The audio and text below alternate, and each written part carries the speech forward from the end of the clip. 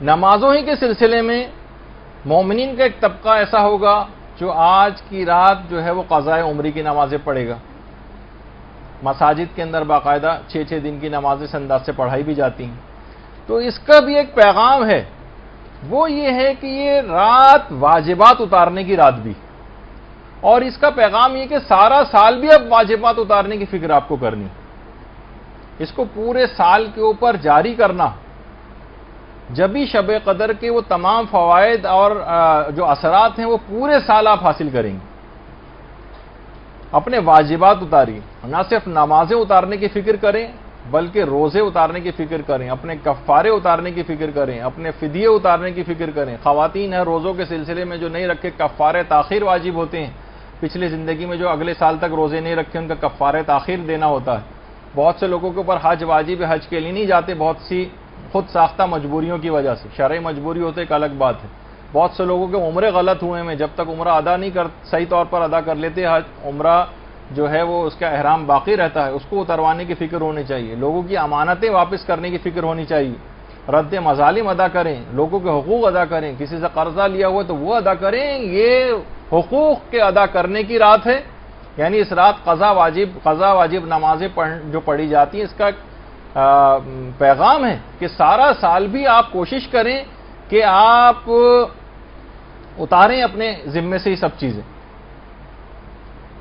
اور کتنے ایسی چیزیں ہیں دیکھیے کہ حتیٰ کہ فطرے لوگ سوچتے ہیں فطرہ تو ہم ہر سال دیتے ہی. خود ہمارے استاد محترم بیان فرماتے تھے کہ ایک بہت بڑی غلطی ہمارے ہاں ایک یہ بھی ہونے لگی ہے کہ گھروں کا نا کوئی سسٹم صحیح طور پر بن نہیں پاتا ہے. پتہ ہی نہیں چلتا کہ گھر میں سربراہ گھر کون ہے. باپ اس طرح سے کاروبار میں اپنے ساتھ اپنے بچوں کو شامل کر لیتا ہے کہ بچوں کا پتہ نہیں چلتا کہ یہ اس کاروبار کے مالک ہیں یا باپ مالک ہے. تو بہت سی چیزیں طے نہیں کی ہوئی ہیں ہم لوگوں نے، تو اس کی وجہ سے بہت سے پرابلمز ہوتے ہیں. اب جس کے ڈیپینڈنٹس میں سے شمار ہوتے ہیں اس کے اوپر فطرہ واجب ہوتا ہے.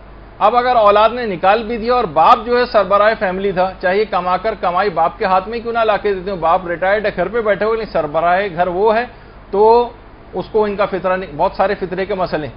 تو اب اگر ان بچوں نے فطرہ نکال بھی دیا اور باپ نے نہیں نکالا تو جب تک جائیداد تقسیم نہیں ہو سکتی باپ کے مرنے کے بعد، جب تک وہ سارے فطرے بھی نہ نکال دیے جائیں جو اولاد نے خود نکال دیے تھے اور باپ کے اوپر واجب تھے اور اس نے نہیں نکالے تھے. تو بہت سے اس کے اندر مسئلے ایسے ہو جاتے ہیں. فطروں کے مسئلے کیونکہ اگلی جو کلاس ہوگی وہ چاند اور فطرے کے مسائل سے ریلیٹڈ آپ لوگوں کی ہوگی، تو اس کے اندر اس کی جو ہے تفصیل سن لیجیے گا. تو اسی طرح سے تو لوگوں کے مال میں کچھ حقوق ہوتے ہیں، ان کو آپ کو نکالنا پڑے گا. اور مرحوم کلباسی ایک عالم گزرے ہیں جو شب قدر کا دیکھیے پیغام یہی بتایا جا رہا ہے کہ اپنے واجبات اتارنے کی رات ہے. اور اگر آپ نے واجبات نہیں اتارے تو یہ ایسے برے اثرات رکھتے ہیں کہ وہی والی بات جیسے بے نمازی کی ہڈی والا واقعہ آپ نے سنا کہ اس سے کتنے اثرات ہوئے. اسی طرح سے لوگوں کے حقوق اگر آپ کے مال میں ہوں گے تو وہ بھی ایسی بے برکتی اور نقصانات کا سبب بنیں گے. مرحوم کلباسی یہ وہی ہیں جن کے متعلق ہم نے پچھلے سال بیان کیا تھا کہ یہ شب قدر کو حاصل کرنے کے لیے کہ مجھے سال کی کوئی ایک رات ہے نا، سال کی 365 راتوں میں یہ جاگتے رہے، 360 یا 365 راتیں مسلسل جاگتے رہے کہ مجھے تاکہ یقینی طور پر شب قدر حاصل ہو جائے. اچھا یہ تاجر بھی تھے، بزنس مین تھے. ایک دفعہ مال تجارت کے لیے ان کی کشتی اور کشتیوں کے ساتھ ان کی کشتی بھی گئی ہوئی تھی. تو اطلاع آئی کہ ایک طوفان آیا ہے اور ساری جو مال تجارت کی جو کشتیاں ہیں وہ سب کی سب ڈوب گئیں، سب کی سب ڈوب گئیں. انہوں نے کہا کہ مجھے یقین نہیں ہے، میرا مال مخمس تھا، سارے میں نے حقوق ادا کیے ہوئے تھے، ممکن ہی نہیں ہے کہ مجھے اس بات پہ یقین نہیں آتا کہ میری کشتی ڈوب گئی ہوگی. اور کچھ دن بعد ہی اطلاع آئی کہ ساری کشتیاں ڈوب گئیں، ایک کشتی نہیں ڈوبی، وہ وہی تھی جو مرحوم آیت اللہ کلباسی کی کشتی تھی.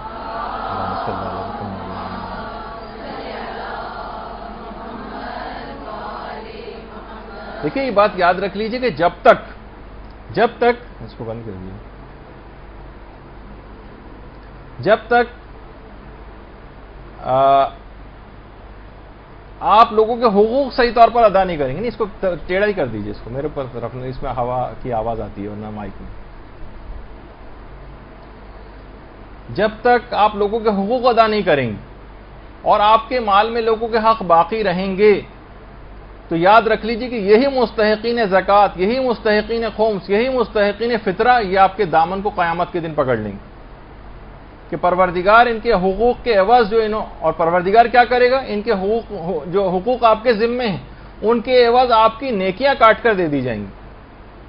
معاملہ اس قدر سخت ہوگا کہ محدث نعمت اللہ جزائری یہ بات فرماتے ہیں کہ کسی نے بقدر دانق چاندی، یعنی سمجھے کہ درہم کے چھٹے حصے کے برابر بھی، یعنی 1-2 روپے کے برابر بھی اگر کسی کا نقصان کیا ہوگا تو اس شخص کی 700 قبول شدہ نمازیں کاٹ کر صاحب حق کو دے دی جائیں گی. 700. اور دیکھیے یہ بھی روایات کے اندر یہ بات آئی ہے کہ اتنی شدت ہوگی کہ انوار نعمانیہ میں محدث نعمت اللہ جزائری نے اس بات کو لکھا ہے. محدث نعمت اللہ جزائری کا یہ مقبرہ ہے خوزستان میں، کہ محشر میں کھڑا کر دیا جائے گا ایسے شخص کو اور کہا جائے کہ منادی ندا کرے گا جس کا جو حق ہے اس سے آ کر لے لے. فرماتے ہیں کہ اس وقت اہل محشر کے لیے اپنے پہچاننے والوں سے سخت کوئی بھی چیز نہیں ہوگی کہ مبادہ کوئی شخص آ کر ان سے حق کا مطالبہ کر دے کہ میرا حق اس نے نہیں دیا. تو اب آپ خود سوچیے کہ یہ جو مستحقین خمس ہیں، جن کا آپ نے خمس نہیں نکالا، سادات تک نہیں پہنچا، یہ گریبان پکڑیں گے، یہ دامن کو پکڑیں گے. جن تک فطرہ نہیں پہنچا، آپ کو صحیح طور پر آپ نے ادا نہیں کیا، وہ دامن پکڑیں گے. جن تک اور مالی چیزیں تھیں وہ نہیں پہنچی، یہ دامن پکڑیں گے آ کر. تو کس قدر معاملہ سخت ہو جائے گا. اور علل الشرائع میں باقاعدہ شیخ صدوق نے یہ بھی بات فرمائی ہے کہ قرض خواہ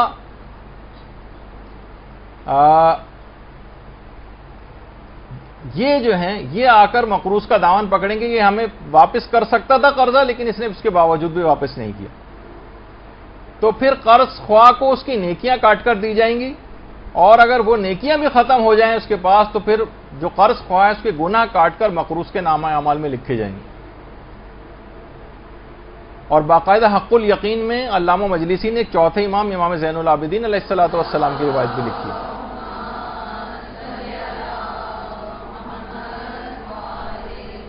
کہ مولا اگر مسلمان کو کافر سے کوئی حق طلب کرنا ہے تو اس کی تلافی کیسے ہوگی؟ وہ تو جہنمی ہے، نیکیاں اس کے پاس ہیں ہی نہیں. امام نے فرمایا اس کے حق کے برابر کافر کے عذاب میں اضافہ کر دیا جائے گا. اور جب بھی یہی وجہ ہے کہ پیغمبر اسلام نے جو ایک سوال کیا تھا اپنے اصحاب سے، جس کی ہم نے ایک پوسٹ بنا کے بھی لگائی تھی، مفلس کون؟ ایک دن رسول اللہ نے اپنے اصحاب سے پوچھا جانتے ہو کہ مفلس کون ہے؟ صحابہ نے عرض کیا کہ مفلس وہ ہے جس کے پاس مال و دولت، باغات اور سرمایہ نہ ہو.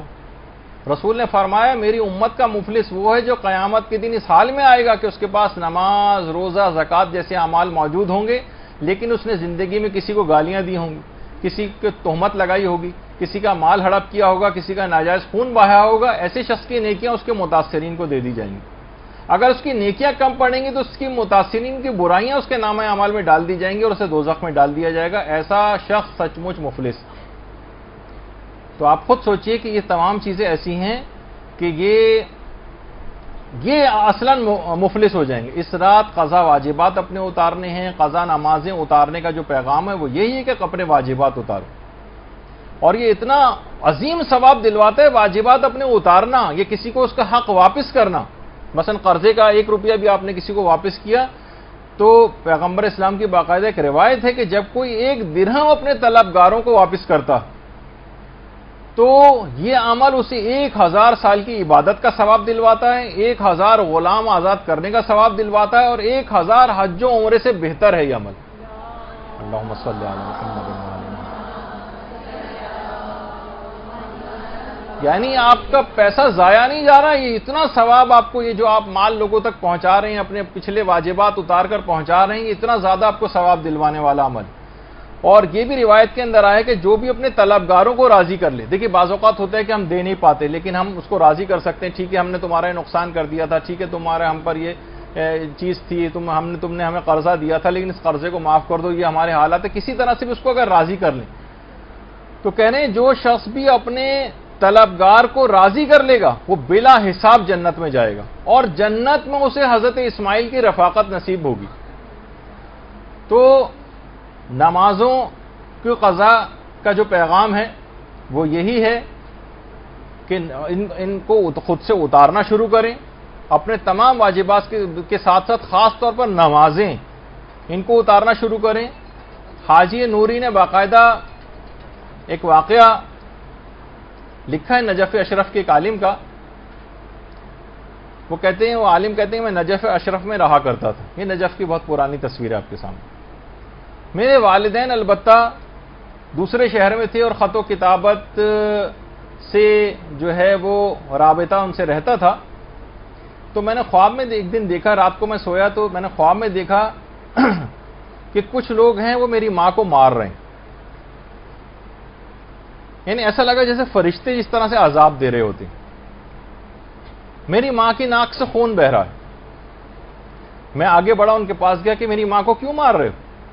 انہوں نے کہا ہم خدا کی طرف سے مامور فرشتے ہیں اور تمہاری ماں کو یہ عذاب اس وجہ سے دے رہے ہیں کہ تمہاری ماں نماز کو بہت ہلکا سمجھتی تھی، نماز نہیں پڑھتی تھی اور رمضان کے روزے بھی یہ چھوڑا کرتی تھی۔ اچھا دیکھیے، آج بھی کتنے سوالات علماء سے جو لوگ پوچھتے نظر آتے ہیں، مدرسے کے اپنے اس کے اوپر اتنے سوالات آتے ہیں، اور سب کے سب کا ہم نے جو تجزیہ اور ایک انالیسس کیا ہے وہ یہ ہے کہ ان میں سے 99% ایسے افراد ہوتے ہیں جو فقط یہ چاہتے ہیں کوئی ایسا پوائنٹ مل جائے جس سے ہم روزہ چھوڑ دیں۔ انٹینشن سوال پوچھنے کی ہوتی ہے روزہ چھوڑنا۔ مثلا کتنی خواتین ہیں بچے کو دودھ پلا رہی ہیں، وہ سوال بس ہر وقت ان کا یہ والا سوال جو ہے وہ ہوتا ہے کہ کہیں بچے کو فیڈ میں کوئی کمی نہ ہو جائے، جبکہ آقا سستانی وغیرہ کا نظریہ ہے، وہ کہتے ہیں کہ اگر اوپر سے کوئی دودھ بچے کو پلایا جا سکتا ہے، مثلا جانور کا دودھ یا کچھ عورتیں مل کر بھی اگر پلا دیں اور اس سے بچے کا گزارا ہو جائے گا تو پھر اس کے لیے روزہ چھوڑنے میں اشکال ہے، یعنی اس کو روزہ رکھنا ہی پڑے گا اور باہر سے اس چیز کو پورا کرے۔ لیکن کیا ہے، عورتیں چاہتی ہیں چھوڑ دیں۔ بہت سارے افراد اس بات کو کہہ رہے ہوتے ہیں کہ جناب گرمی بہت ہے، ہماری جاب کے ٹائمنگز اس طرح کے ہیں اور بہت دھوپ میں بھاگنا پھرنا پڑتا ہے، ہم کیا کریں، ہم کیا روزہ رکھیں یا چھوڑ دیں۔ ان کی پوری بہت سے لوگ تو پوچھتے نہیں، ویسے ہی چھوڑ دیتے ہیں، لیکن جو کچھ پوچھتے ہیں اس میں بھی کتنا سخت مسئلہ ہے کہ جناب یہ لوگ پہلے تو اگر یہ بغیر جاب کے رہ سکتے ہیں تو بغیر جاب کے رہیں گے، چھٹی لے سکتے ہیں تو چھٹی لے لیں، چھٹی لینا ممکن نہیں ہے، اور اگر ان کی تنخواہ مثلا کٹ جائے گی، اگر اس کے بغیر بھی ان کا گزارا ہو سکتا ہے تو ایسا کر لیں، کوئی اور ان کے پاس مال موجود ہے تو ایک مہینہ مثلا اگر نہیں کمائیں گے یہ تو اس سے گزارا ہو جائے گا، ورنہ قرضہ بھی اگر لینا پڑے تو قرضہ لیں اور اپنے روزے کو بچائیں، اور پھر بھی اگر یہ کوئی سی بھی چیز ممکن نہیں ہے تو پھر اتنا پانی پی سکتے ہیں کہ جس سے ان کی جان بچ جائے، اور اس کے بعد پورے دن امساک کرنا پڑے گا اور بعد رمضان اس کی قضا بھی کرنا پڑے گی۔ دیکھیے مسئلے کتنے زیادہ سخت ہیں اس کے۔ تو بہرحال لوگ اس انداز سے نماز و روزہ چھوڑتے ہیں۔ تو وہ عالم کہنے لگے فرشتے میری ماں کو مار رہے تھے اور کہا کہ یہ نمازیں نہیں پڑھتی تھی اور رمضان کے روزے بھی قضا کرتی تھی۔ اچھا اب اور میری ماں کو یہ عذاب ہو رہا تھا کہ ناک سے خون بھی اس کے جاری تھا۔ ایک اچانک سے میری آنکھ کھل گئی، بیدار ہو گیا، کیونکہ دروازے پر کسی نے دستک دی تو دیکھا ایک آدمی کھڑا ہوا اور کہا کہ تمہاری ماں انتقال کر گئی ہے اور اس کا جنازہ جو ہے اس کا جنازہ کربلا لے جایا جا رہا ہے، پہنچنے والا ہے، تم بھی فوراً پہنچو۔ یہ کہنے میں نجف سے بھاگا وہاں سے کربلا آیا تاکہ اپنی ماں کی تدفین میں شریک ہو سکوں۔ یہ بھی کربلا کی ایک بہت پرانی تصویر ہے۔ اللہم صلی علی محمد۔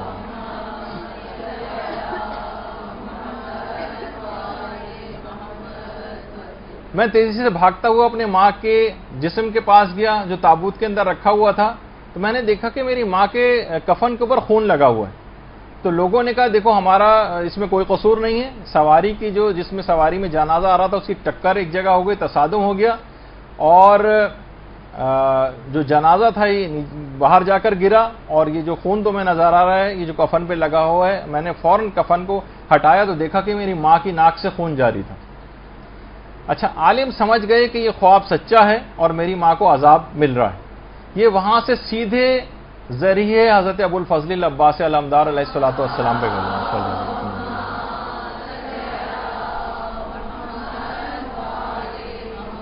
ایک بہت پرانی تصویر ہے حضرت عباس کے روضے کی، اور اب تو ماشاءاللہ زری جو ہے وہ بہت ہی پرشکو ہو چکی ہے. اللہم صل علی محمد.